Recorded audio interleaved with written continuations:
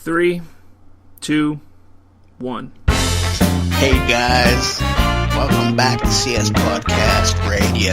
It's just B and Bo this time, but we're going to be talking about Berkeley. We're going to be talking about the travel ban again because there are new developments, and we're going to be talking about SNL. I don't know. Let's find out. This is CS Podcast Radio. Is that good? Yeah, perfect. Sure. Yeah.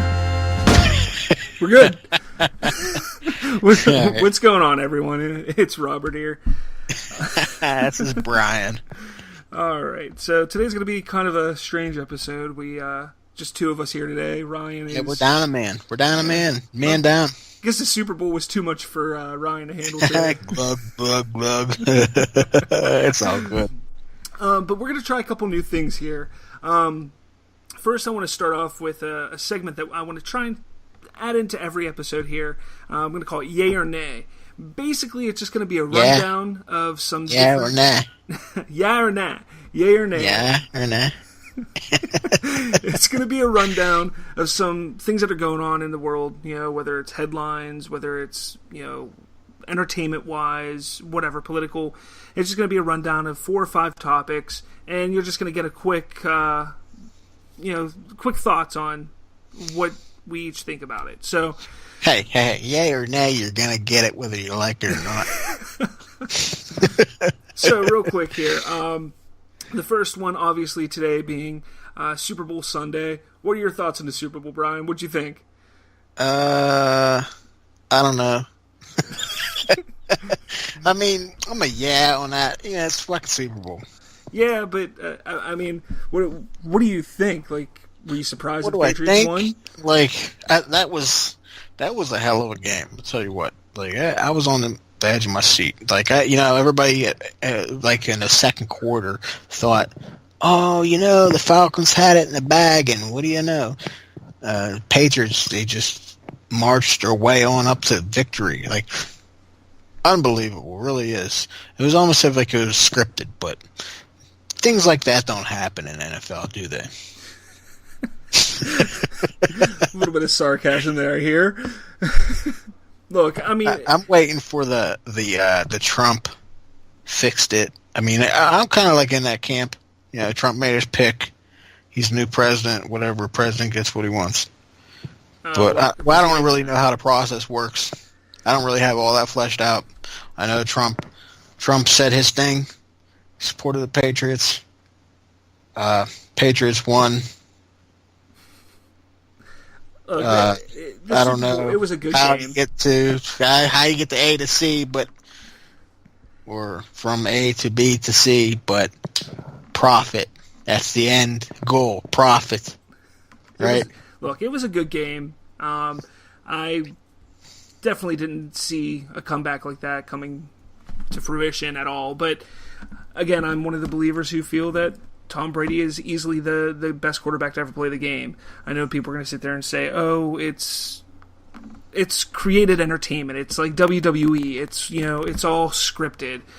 But I really think that in some cases it's not. I don't think you can script anything like this. I mean, you probably could, but at most you're going to have to pay off referees and tell them how to run the game.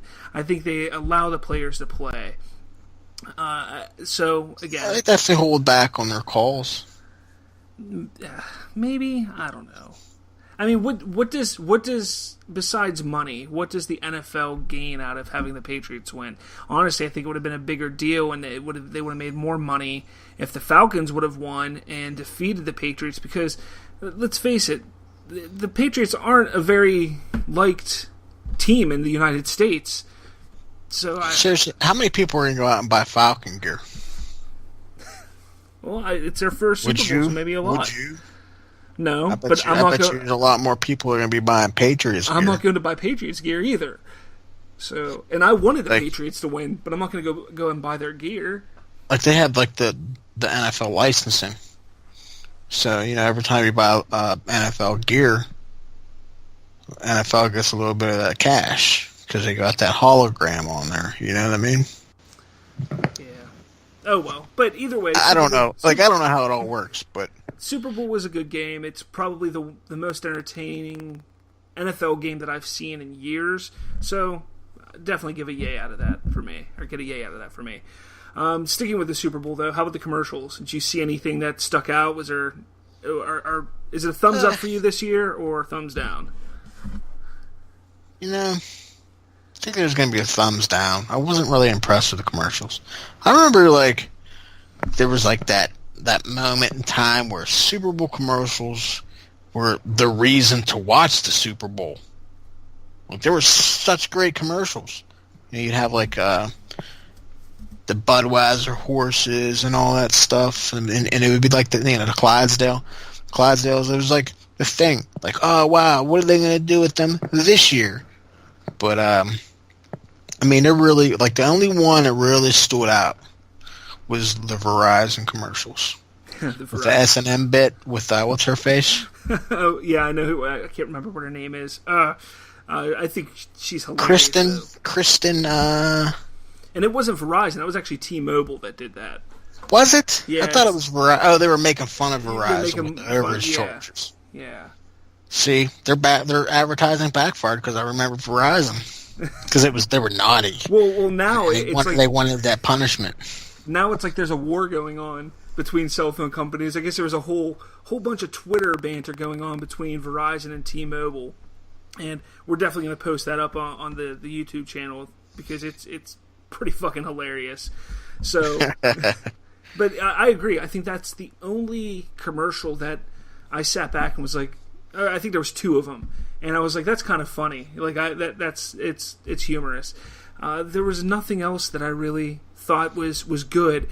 However, the 84 Lumber commercial was, I don't know how to say it, kind of ridiculous. I mean, they show a mother and a daughter, obviously Mexican, or, maybe not Mexican, maybe, some kind of Hispanic descent, but they're making their way through weather, through different cities. You can tell that they're making their way to illegally come into America.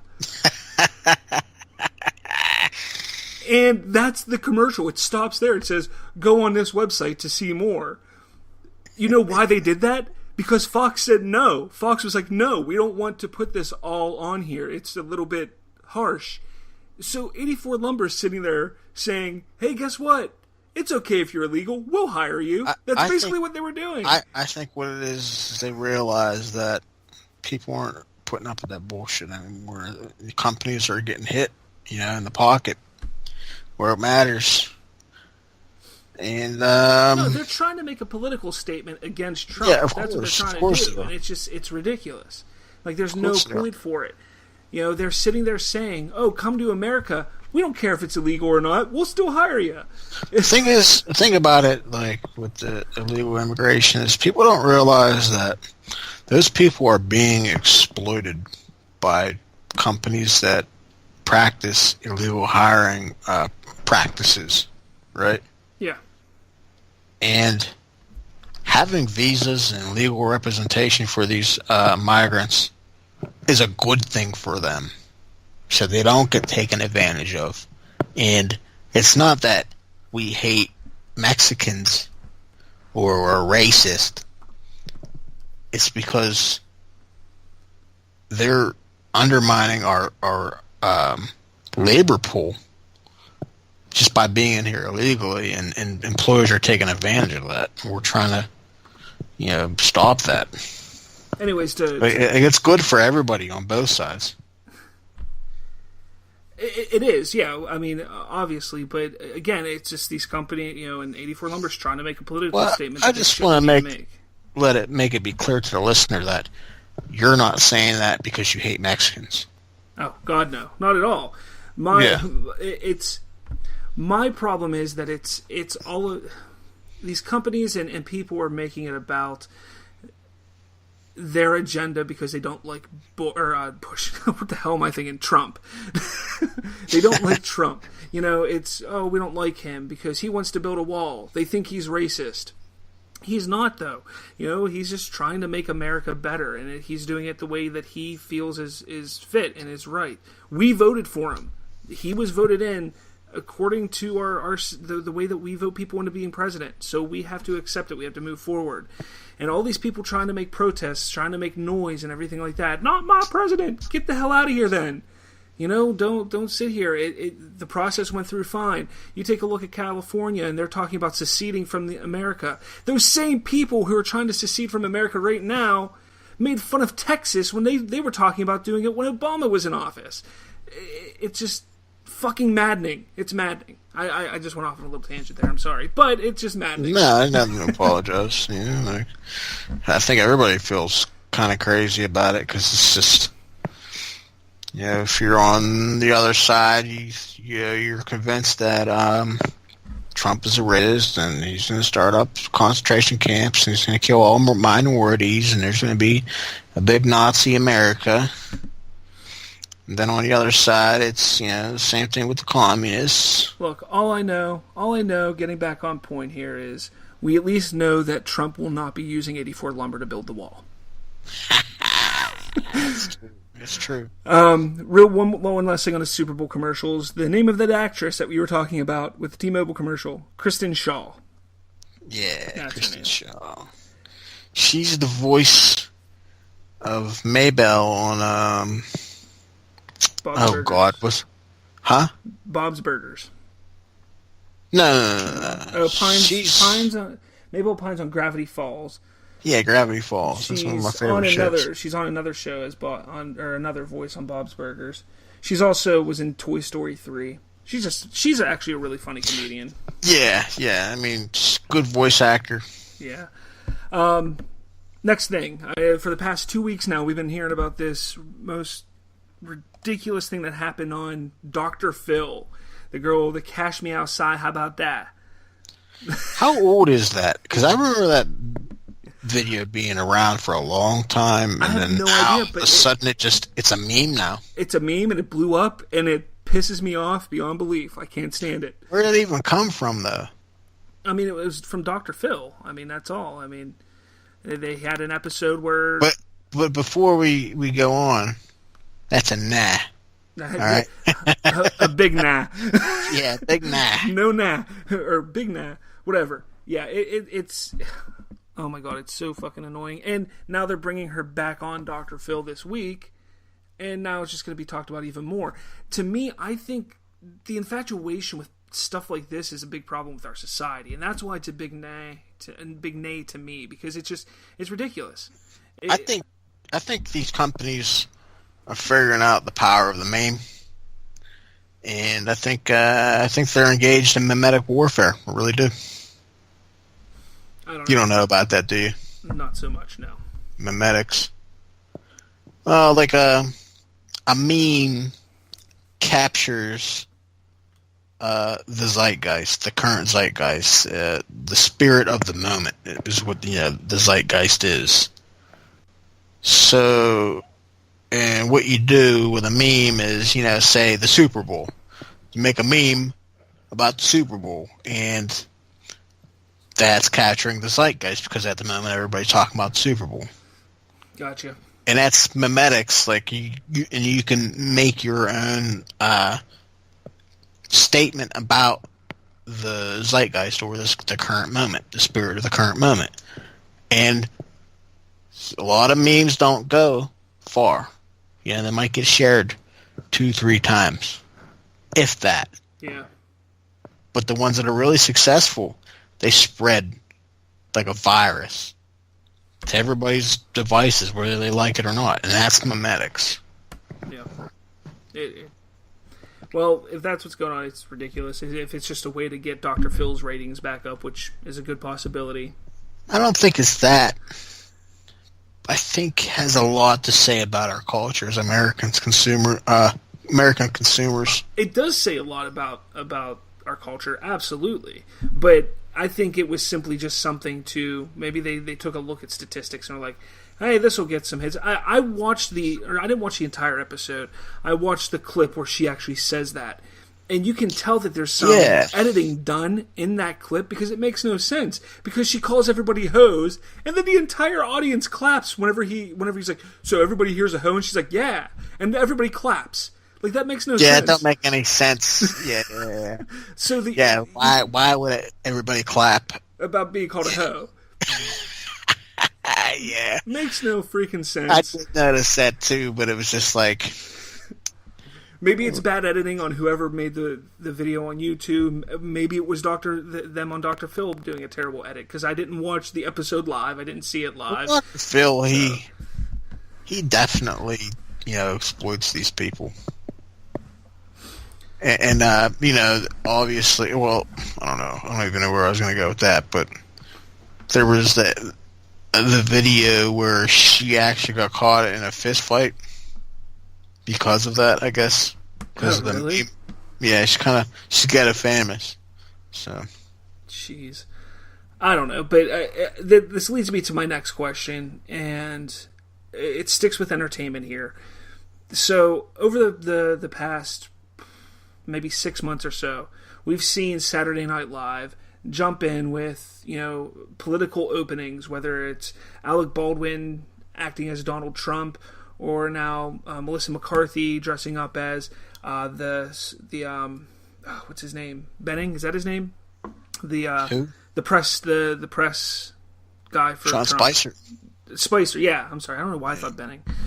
I mean, SNL is doing this, and I get it. They're trying to be funny. They're trying to have fun with everything, but don't you think it's? I mean, first off, is it a problem that they're doing this, or is it something that they're doing so we can all take a break from politics? Is it like, hey, we can make fun of this because, sometimes we just need some levity and take a break from it? Are they doing it because they have a message or they have an agenda?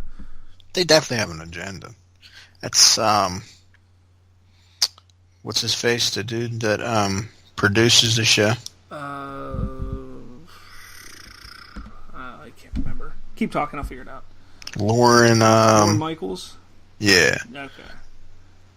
It's a liberal show. They experienced a massive defeat during the elections. They honestly believed that Trump was going to lose, and they had no plan B. They didn't. They didn't have a plan B. They had no idea. No other vision of America than Hillary's America. And then when it happened, they really didn't know what to do. So they turned sour. They turned into a bunch of sour grapes. Their politics is vinegar now, right? Don't get me wrong. I mean, we could take a look back at the past of SNL over the past 50 years. They're very liberal. Oh, they're very liberal, but what I'm saying is they've always hit politics. They've hit Clinton. They've hit both Bushes. They hit Obama. They hit all of that stuff. But for some reason, right now, I feel that they are pushing. It's really nasty. Exactly. Yeah. It's not funny. Besides, for the people that really hate Trump. There's I like the laughs, making fun of the hair and his face and stuff, but it's past funny, and it's kind of disgusting, really, because I get comedy, it's fun. It's fun to make fun of the president. He's the most powerful person in the world. Of course, you get to have fun by making fun of the president, but it's just bad taste. I don't know. Yeah, I agree. I think they're pushing it a little too far right now, and I think it's more damaging to the country than anything else, because it's just putting a bigger split between the country and just separating everybody more. And I think if they were going to truly have fun with it, just to have fun with it, and do things like they did with Bush. I mean, when they would make fun when Will Ferrell would play George W. Bush, it was funny because they were just making fun of the way he talked, the way he would act. That was funny. But now it seems like they're making fun of the decisions that are being made, and I think that's just pushing it a little too far. Well, not only that, it's they're they're in league with all these other media companies. And I don't know how these people are connected, what umbrella corporation they exist under, but a lot of these companies, these media companies like CNN, MSNBC, CBS, NBC, they all fall under I forget it's the American Media Corporation or some shit. I don't know the name, but it's one company that owns all of them. Basically, it's like a round table of billionaires that own these companies. So they're basically sticking up for their own kind by doing it, by making fun of the press secretary. And you see it with all the papers; they're all parroting the same ideas, and, like basically, like the hashtag or the meme, if you will, of alternative facts. Yeah, you see everywhere. Yeah, and then along that same idea, you'll see the headlines. They'll all share the same phrases, and all of the articles will use those phrases, and they will all parrot or echo the same points being made. And then this illusion that he agrees on this, but it's all just like a handful of people. They're directing the editors of these publications to say, I don't know, whatever it is that they want to say. And these same people, they lost hundreds of millions of dollars back in Hillary Clinton. You figure, she had like $1 billion worth of media coverage they gave for free to Hillary. Mm-hmm. Totally in the tank for her. And they lost. They thought that Hillary was going to win. They were going to be in the good with the president, and they were going to, control the narrative. And bang, they lost. Trump's in. And now Trump is completely at odds with these people. And they fucking hate him. They do, and Trump hates them back. So that's where we're at right now. That's why there's such division. That's why people are fucking looting and rioting and fucking burning the damn place down. So, I don't know. SNL gets an A. Absolutely. All right, so that's it for our yay or nay section here. Now to get into the meat of things, and as you said, we were taught, in the opening, we're going to talk a bit about Berkeley as well as the travel ban. So go ahead, lead the way. I don't know which one you want to hit on first, whether it's Berkeley or the travel ban. We'll talk about Berkeley. I think it's gone on too long. I think it's gone on long enough. The elections are over. It's over. 4 years of Trump. We're fucking what? How many days in now? It was the 20th. 3 weeks in?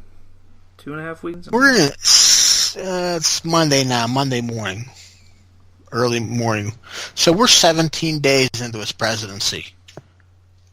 And he had fucking places being smashed up, fires in the middle of these cities, and complete pandemonium.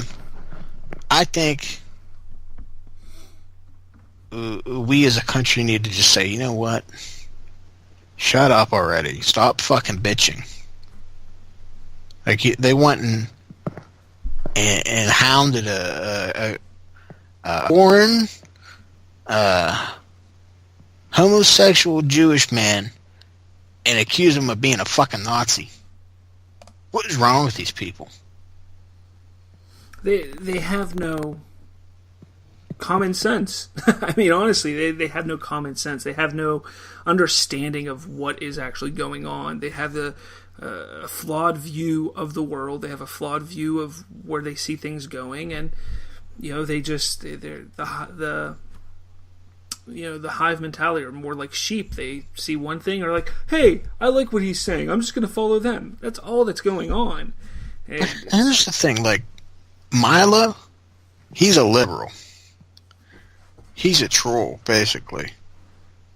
He's not really even conservative. But because these people are so easily triggered with their 72 genders or whatever number it is, and they just want to make things up, and none of the shit that they say makes even any sense, that he's going to go and just basically like a jester or a harlequin, just make fun of them in the court, you know what I mean? The court of public opinion.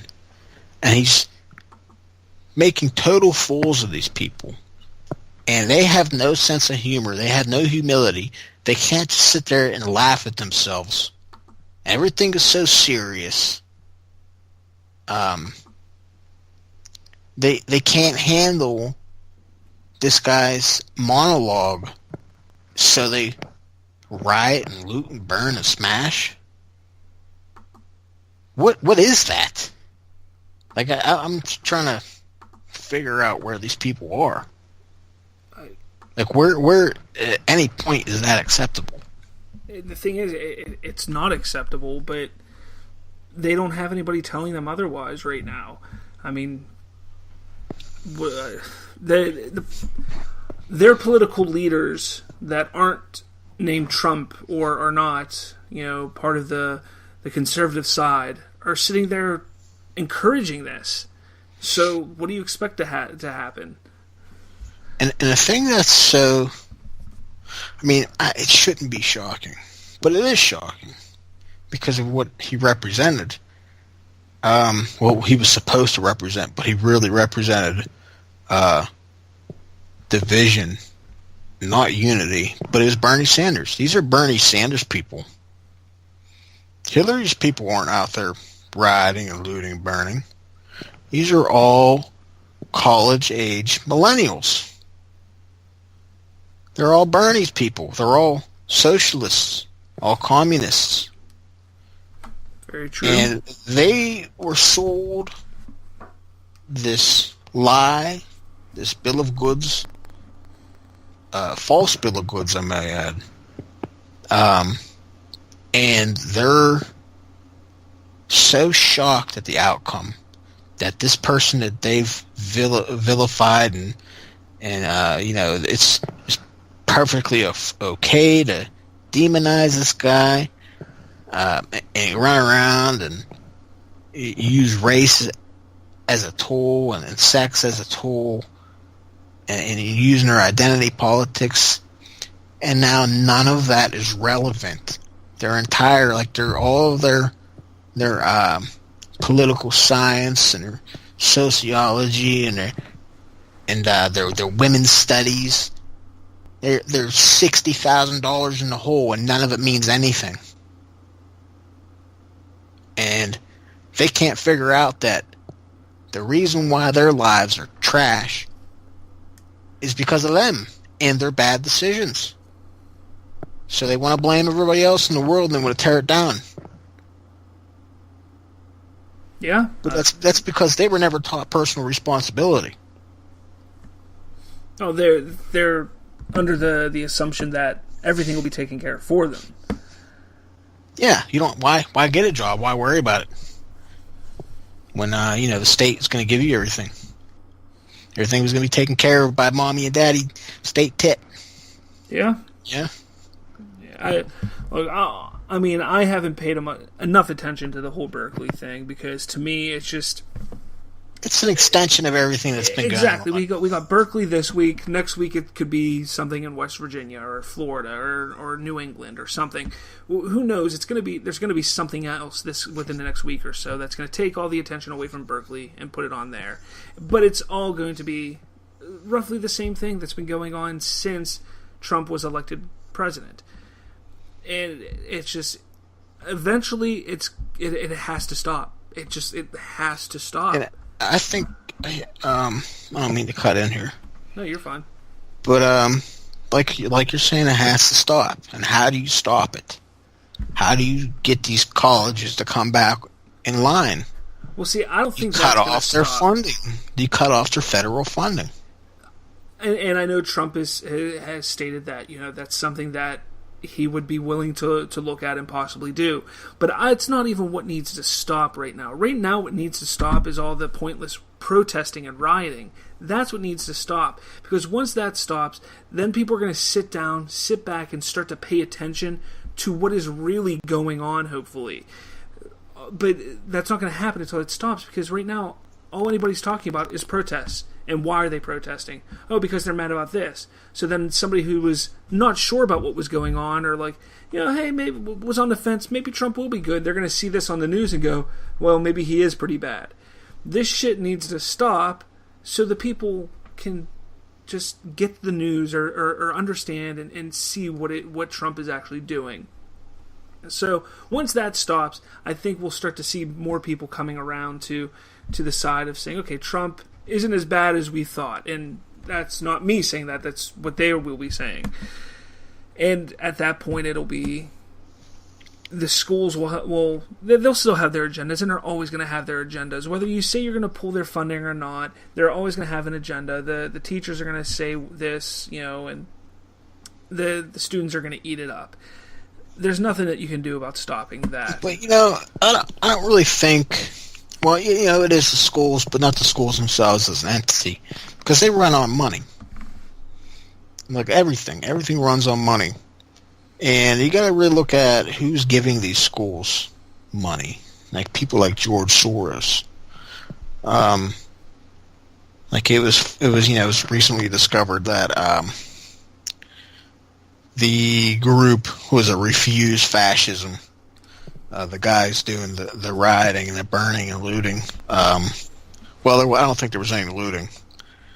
But, they're the ones doing, the violent acts. They had received money from the Global Alliance for Social Justice. That was $50,000 from them. And the Global Alliance for Social Justice received their funding from the Tides Foundation, and the Tides Foundation receives a bulk of their money from George Soros. All of it might be from George Soros. But the point is, it's these billionaire activists who are the problem.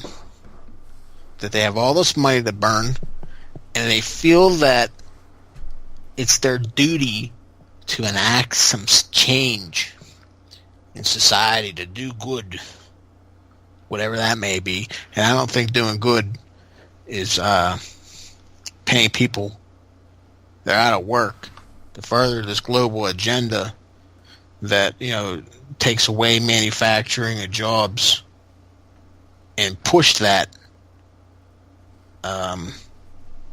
especially that political ideology that fuels these people's willingness to go out and do these egregious acts against society. That's not doing good. And I think that they have serious problems with their value system, where they think that that's okay. Yeah. I mean, I don't know what to say. It's Hollywood.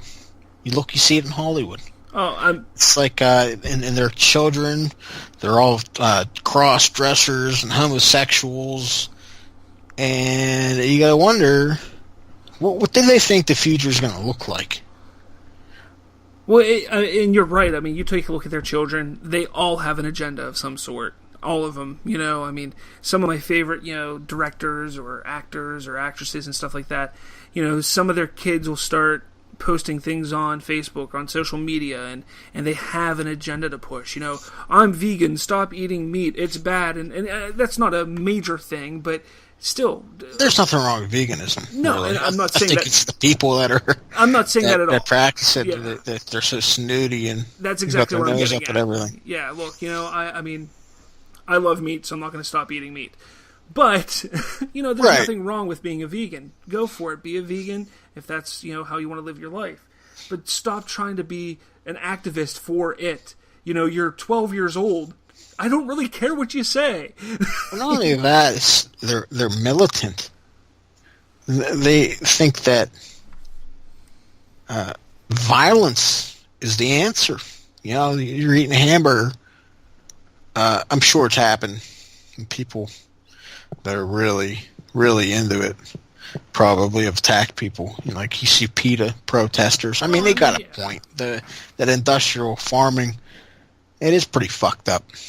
And there are things that are fucked up. I agree, but look, I mean, man has been eating meat for how long?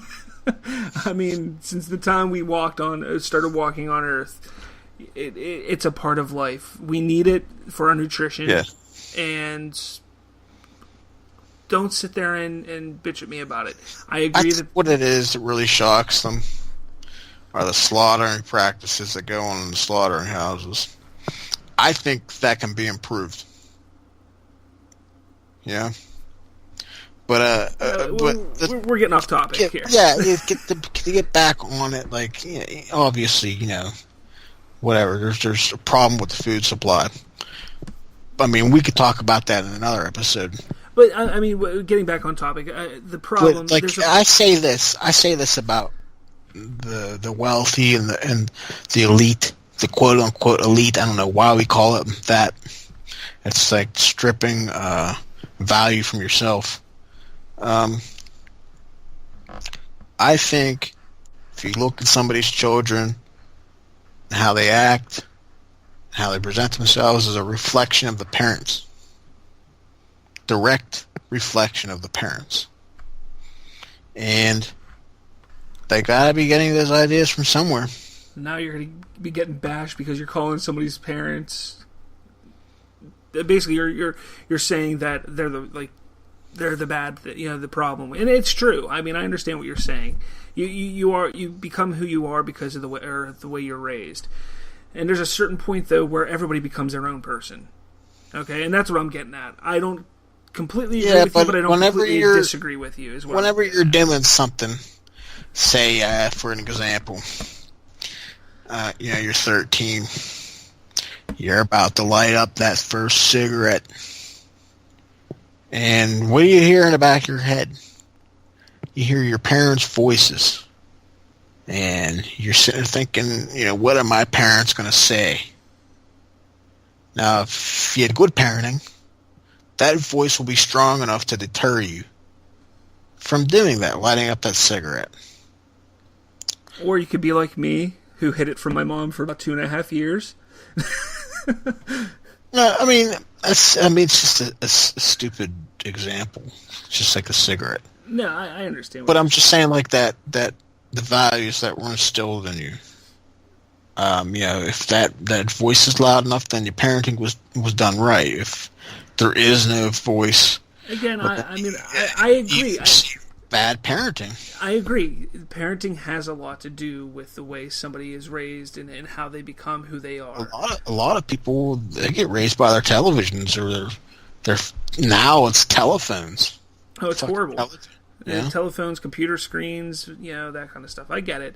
And I understand. And again, I agree partially with it. I just realize and I understand. I've seen it so many times where you have parents who are good parents who have done what they can do for their children, but their child made one decision at one point on their own, and it just, it goes against what their parents said, but, they still made that decision and they've become somebody worse, or it could be better. That's the thing, because you see it on both sides. You see drug addicts and alcoholics who have children, and I know people who have kids who have grown up and gone and done some great things, are the complete opposite of what their family and their parents are, in that regard. And I've seen it on the flip side, where you have parents who are great parents, who are either godly parents or just strong-willed parents, and their children grow up and become leftists or socialists or drug addicts, or and yes, I'm calling leftists and socialists as bad as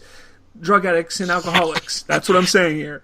But they get on the campus, and that really is where it really begins, because peer pressure. Yeah, and it's funny you say that, because I'm not going to jump into any names, but there is someone I know who recently went to a very liberal school, and despite everything that person had learned through their childhood and even their teen years, has become somebody completely different than what you would expect.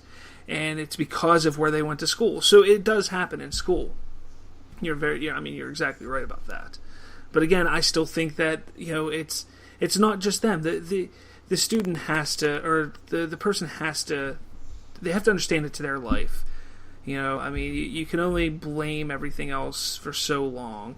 That's just the way I look at it. I do believe that, and I think a lot of people do believe this as well, that you are the sum of the people you're surrounded by.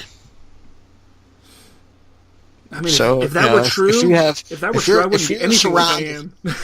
If you're surrounded by millionaires or successful business people, chances are you're going to grow up to be a successful millionaire or a business person, right? Or if you're surrounded by athletes, you're going to grow up to be an athlete of some sort.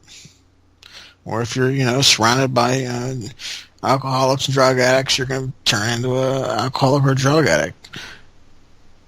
And like you're saying, it is somebody's choice who they choose to surround themselves with. So, even if, like you're saying, if you had good parenting, what's deemed good parenting, you end up choosing bad friends, and then, your life goes down the drain. So, I don't know. I think this whole subject can go on for hours and hours. I really think that everything that's going on in Berkeley, it's going to continue. Whether it's something that can be stopped by defunding these universities and schools or not, I don't think that's ever going to be a viable option, but it's something that may happen, and we may see what happens if we do that. Yeah, I don't know how you're going to go and kill the idea of communism and socialism. There's these people, as long as Marxism is taught to them, or there's somebody there that believes in that idea. The idea is going to live on. Yeah. Even with the most heinous belief systems, they still live on because there's somebody there to believe in it. Yep. All right. So that's that. The travel ban. We touched on it last week, and some new things came up about with the U.S. courts opposing the U.S. or the travel ban. You got an article on it, or just get a quick little reading there, because I see a lot of people just saying, "Oh, it's a Muslim ban. Trump, he hates them. He hates them Muslims. He's a racist." But that's not what it is. We explained that in the last episode. It was targeted 7 nations, same nations that Obama targeted for his ban or his travel restrictions. But it was completely different at that time. Yeah, of course it was, because Obama was our savior. He gave us hope. Oh, all that hope. And then another thing about it, before we get into the judge thing. You see the latest hashtag, the latest criticism, the Bowling Green massacre.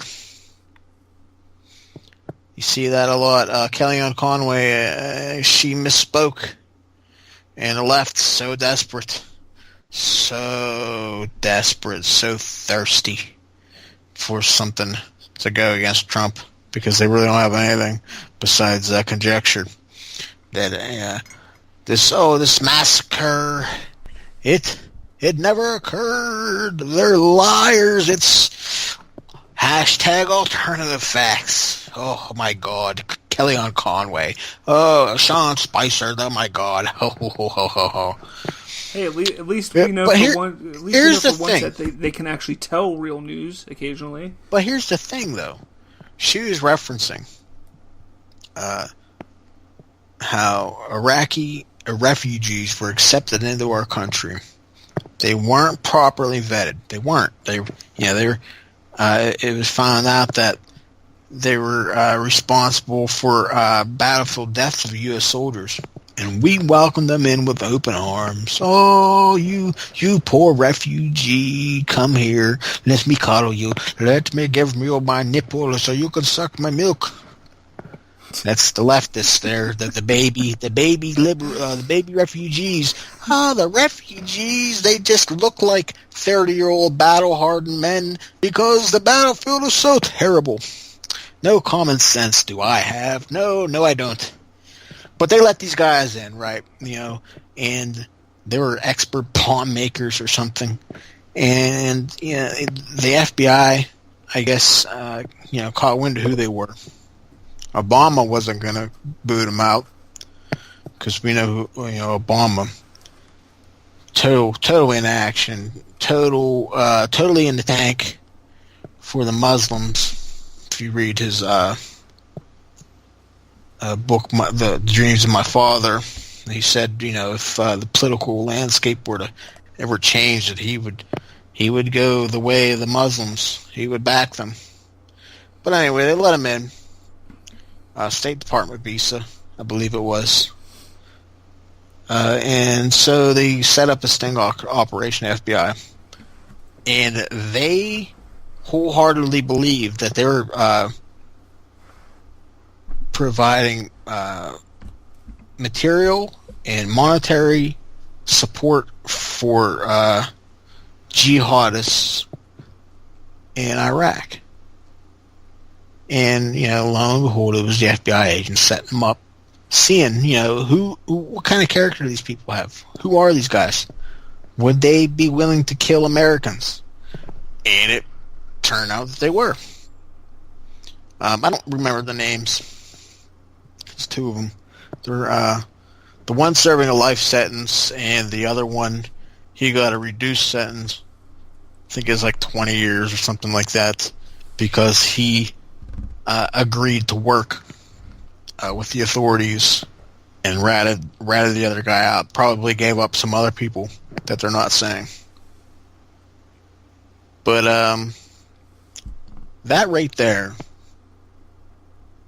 especially after Obama has been proven to have negative feelings towards the United States and was all about the Muslims, that right there says, maybe we should go back with a fine-tooth comb and go through all these visas, figure out who all these people are. Who did we let in? They were just letting in masses of people. We don't know who they are. Just come in. Hey, we don't have Social Security, money for Social Security, but guess what? We got loads and loads of money for you. We don't know who you are, but come in. Hey, it's America. We're great. Feel good for yourselves. Liberals, we're doing good things. And so now, Trump, he tightened the restrictions. No visas, nothing, for 90 days. And made it to where you can't be considered to be religiously persecuted if you're from a country where your particular religion is the majority. So if you come from a Christian country and you're saying you're being persecuted because you're a Christian, they're going to say bullshit. Or if you come from a Jewish country, that's majority, and you're saying you're being religiously persecuted, they're going to say that's bullshit. Or if you're a Muslim and you're coming from a Muslim country and you're saying you're being religiously persecuted, and that's why you're a refugee, they're going to say bullshit. But in the liberals' eyes, the brown people, oh no, Trump, you're a terrible man. Oh, you're so racist. And guess what? You're discriminating because of their religion. So, an activist judge up in Seattle. What's that guy's name? Are you talking about the judge? Yeah, the judge. U.S. District Judge James Robarts or Robert? Yeah, that Robarts. guy. He's an activist judge. He ruled, this is overstepping the boundaries. I don't remember exactly what he said, but basically, the Constitution, it says that the president can anytime restrict the movement of foreigners in and out of the country. It's basically what he deems as acceptable. It's right there in the Constitution. You can look it up, go read it. I'm not going to read it to you because I want you to go and read it, and I want you to say, if I'm wrong, I want you to come here in the Common Sense, the group, or on Twitter, and I want you to call me out. I want you to tell me where I'm wrong. And you're going to find that I'm not wrong. You're going to find that Trump isn't wrong in doing this. But the judge, you could heap loads of criticism on the guy. Activist judge, he's one of the BLMers. BLM judge, completely ruined. I don't know about ruin. It might be a little going too far. But he basically reduced the confidence that law enforcement has in his district that the law would be upheld with his activism and, granting leniency to violent offenders. Because based on their race, Black Lives Matter is what he said, so this is this judge, and at the same time, he was doing this before he was a judge and he was a lawyer, he was doing pro bono for refugees. So you can't tell me the guy doesn't have a soft spot for these people. And just by his decision, just prove that he's not upholding the Constitution. Not a constitutionalist. And if you're a judge and you're not a constitutionalist, I don't really see how you can be a judge, because that is the law of the land, that is the supreme law of the Constitution. So this is where we're at, and now he did it on a Friday, going into the weekend. It's appeals court. They don't want to touch it over the weekend because I guess they want to get drunk and watch the Super Bowl too. They don't want to deal with it. They say file on Monday. Well, Vice President Mike Pence did defend Trump on the appeal. He said today, or Sunday, I'm sorry, because it's not Monday morning, but Sunday morning, even as some Republicans encourage a business-turned-politician to tone down his broadsides against the judicial branch of government, Pence is backing Trump, basically. And he said that they're going to do everything they can.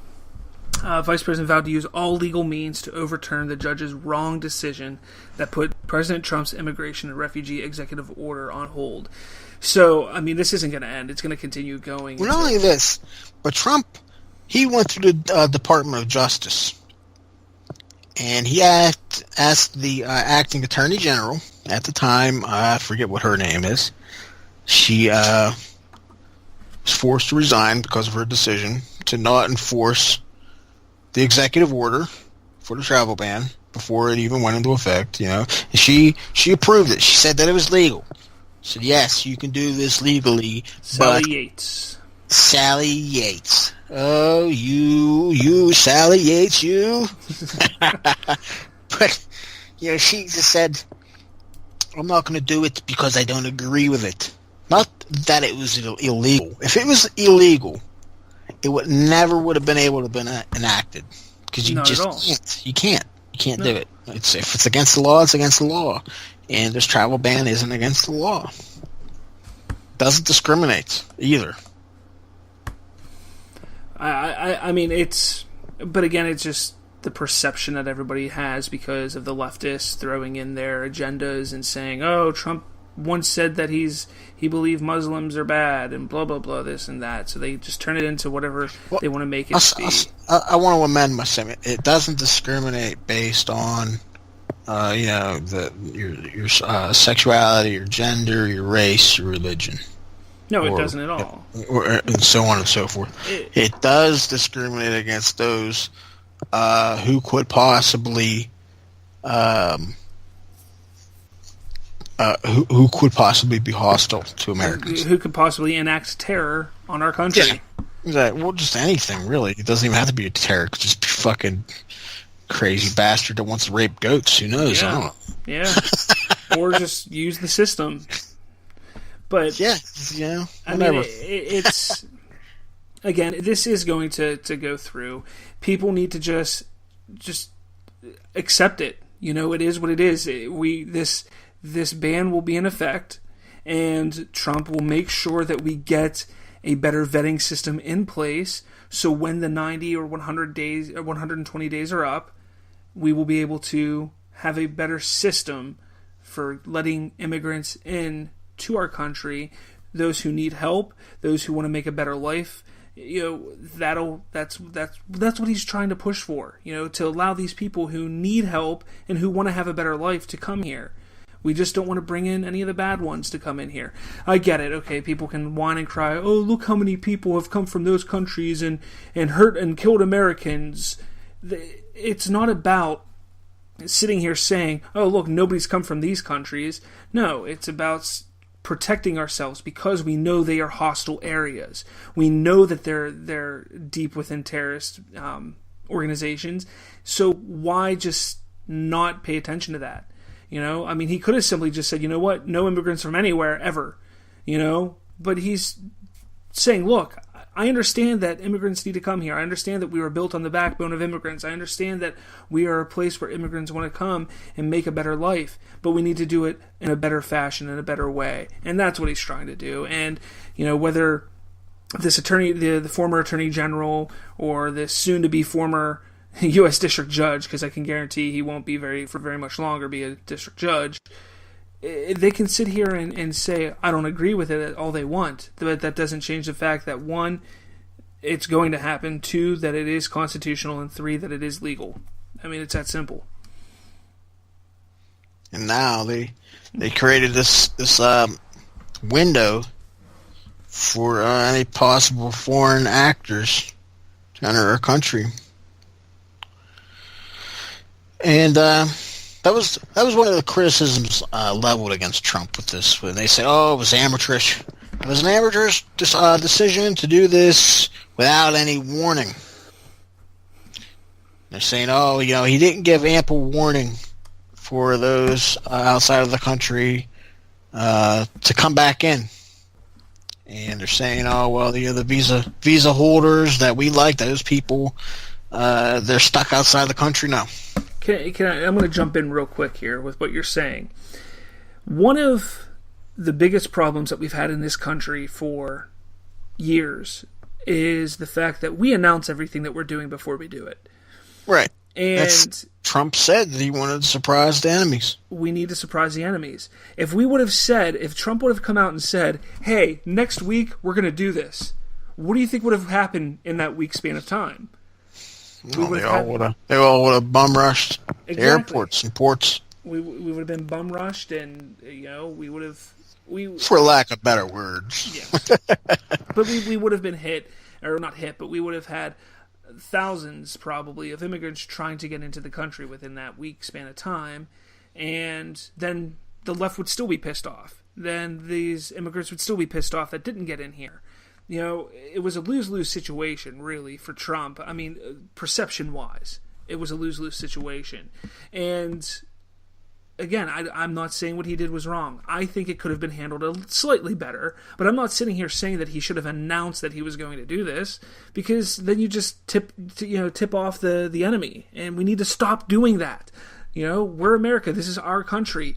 Those other countries don't need to worry about what we're doing. It's our country. It's that simple. But here's the thing, here's my criticism of that. How many of those visa holders are actually going back and forth from the United States? They say that the majority of those visa holders, they just have them. They just have the visas. What are they doing overseas? Oh, they're visiting family members. Yeah. They said that only 300, 400 people were actually affected by that. And a lot of the other people that weren't affected that are overseas, they don't travel back and forth. They just come in for, maybe like a weekend for, to do, signing of contracts, do a little handshake, and then they go home. Yeah.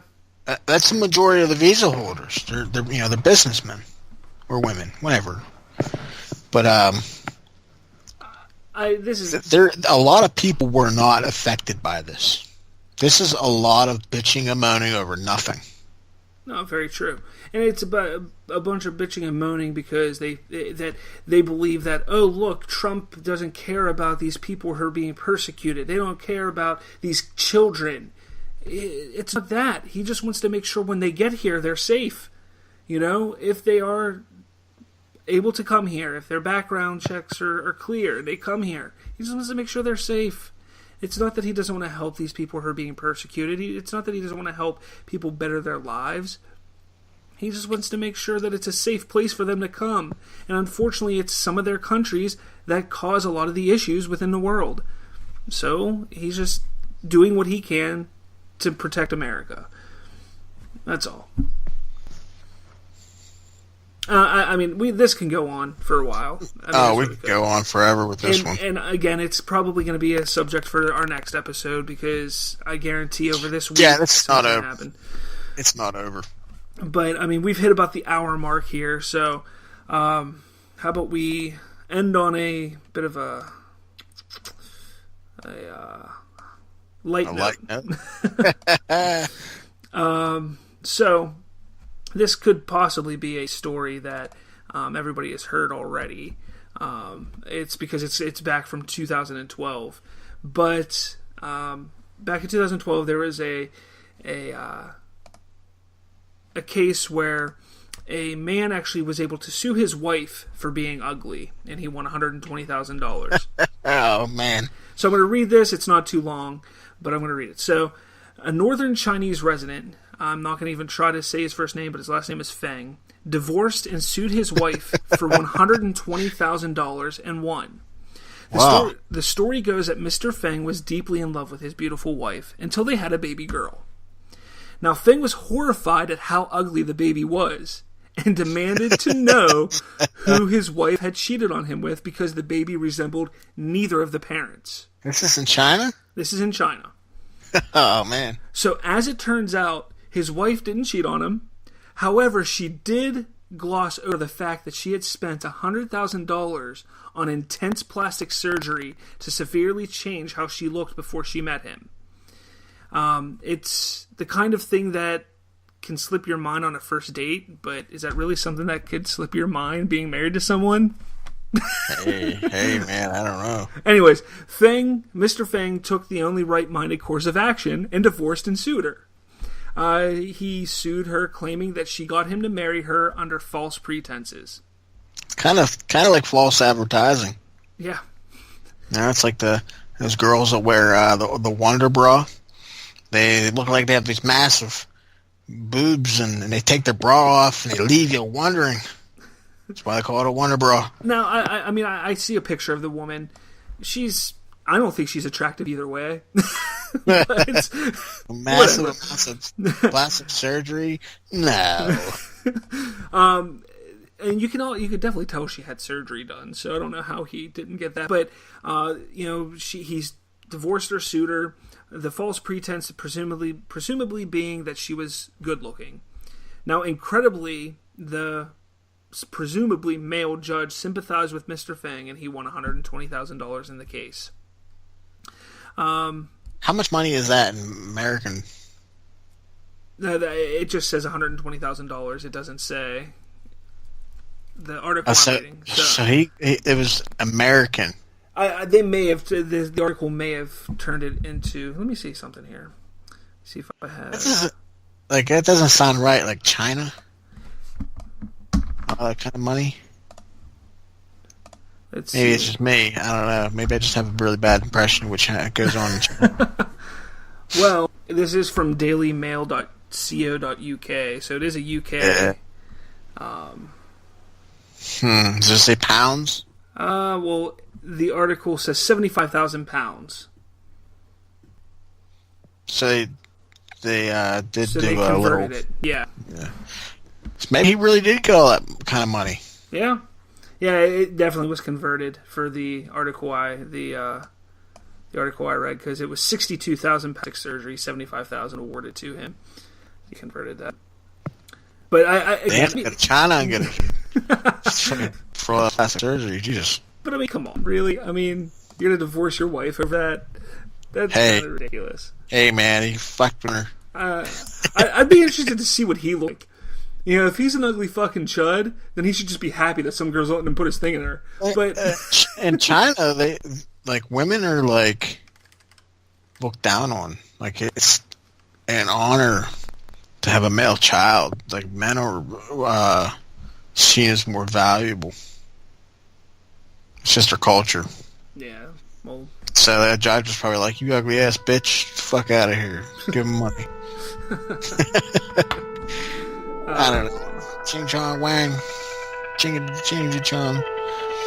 Well, anyways. Send your racist complaints to @Brian_KAPBLE. Jesus. Anyways, but that's pretty much all we got for this show today. Sorry again that it wasn't the three of us with Ryan here and everything like that. Again, it was also a little bit different. We want to try some different things out. Again, we need your feedback. We want your feedback. Tell us what you want to hear. Tell us what you want to see. I think at some point we're going to open up the lines, do a little live show. Yeah, we're talking about doing a live show over YouTube probably within the next few weeks or so. We will definitely let you guys know when we do that so you can watch it. Fools. Just get Skype. Call into Skype. It'll work. Yeah. Yeah, we'll get we'll get you on the line if you want to be a part of the show. Just eventually, just let us know. We'll get you to call in and talk with us. Just something. We need some feedback here. We know people are watching. We see we're getting the views, we're getting the hits, we're getting the retweets, we're getting the shares. Just we need some feedback now. So definitely let us know. You can get me directly on Twitter @rslavinsky. Of course, our main Twitter handle. How do you spell that? How do you spell Slavinsky? Really, you're gonna make me do this? Yeah. @RSLAVINSKY @rslavinsky. Also, we're opening up our Facebook group, Common Sense the Final Chapter. That is our official Facebook group for our podcast. So jump in there, join the group, start talking about things. It's we have a lot of our ideas. It's where we pass a lot of things back and forth. So hit us up on there as well. A lot of our thinking is incubated in our little nest of Facebookness. So you're welcome. It's open, public group. Come on in, join the conversation. But with that, I'm Robert Slavinsky. And I'm Brian Keppel. You guys have a good night.